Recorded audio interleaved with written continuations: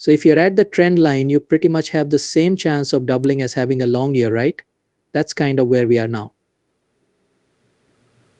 That being said, I think we're about at a fair value for Bitcoin right now. As for going back down to 30,000, I think the odds are about the same that Bitcoin will be worth that much again in a year. That would be without the rising trend. Based on the growth line, you should reach about 100,000 by the end of this year. It was a pleasure to talk with Fred Krueger on Real AI Learn Bitcoin. We talked about three important topics: what the future holds for Bitcoin ETFs, how the power law model affects the price of Bitcoin, and why the number of people using Bitcoin is clearly on the rise. At the time of the talk, Bitcoin was worth about $61,000. It had lost 1% in value in the previous 24 hours and 3% in value over the previous week.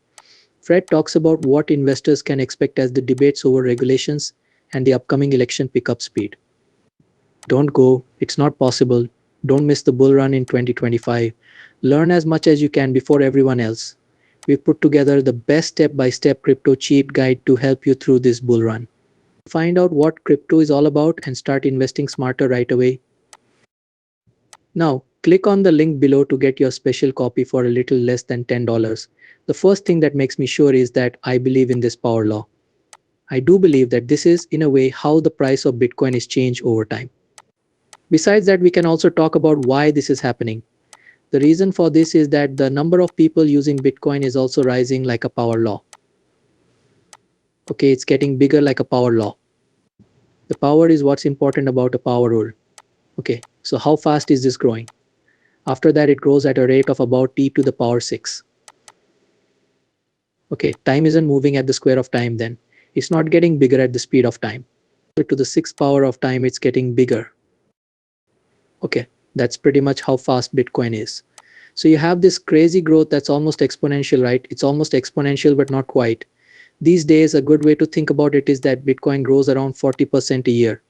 That looks like the Bitcoin trend line.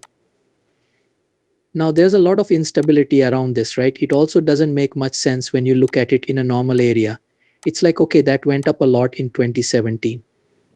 It went down. In 2020, it went up a great deal. It went down.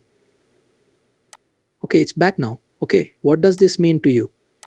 It looks like this is a completely random event. Okay, but if you look at it as a log, you can see that there is none of that. Okay, a pattern that's very clear. Besides that, you can also guess how volatile the area around this pattern is.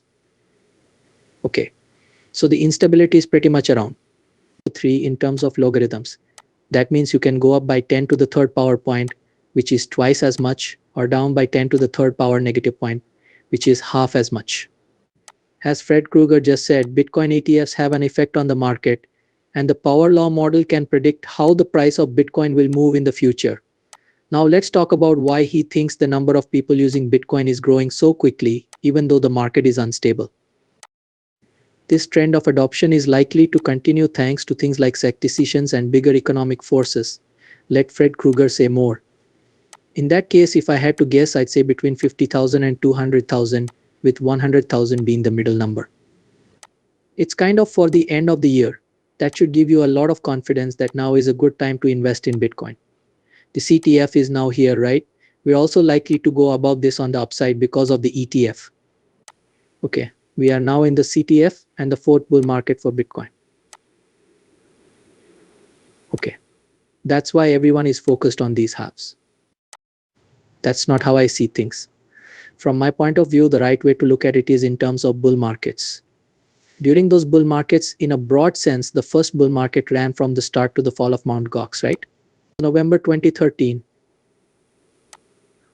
The first bull market happened then. Mt. Gox was where I kept my money. I remember it well. Okay, the first bull market happened then. The second bull market lasted from late 2015 until November or December 2017, right? It was the second big bull market. The second one was really powered by Ethereum, right? That was what made that market happen. It wasn't even a market boom for Bitcoin. The bull market was really driven by Ethereum. The third bull market started in January 2019 or late 2018, maybe in December. until say the end of 2021, right? That's how I would end that bull market. I would say search for yield caused it if I had to say.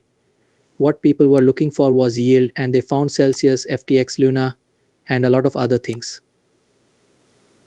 Okay, I guess it's not really Bitcoin after all, right? At that time, Michael Saylor was pushing Bitcoin, but the story was really about steady coins and to some extent even Solana and other things. Now that we're in the fourth bull market, I think ETFs are really what's driving it, right? And I think the ETF's promise began to show when Bitcoin was almost worth $25,000.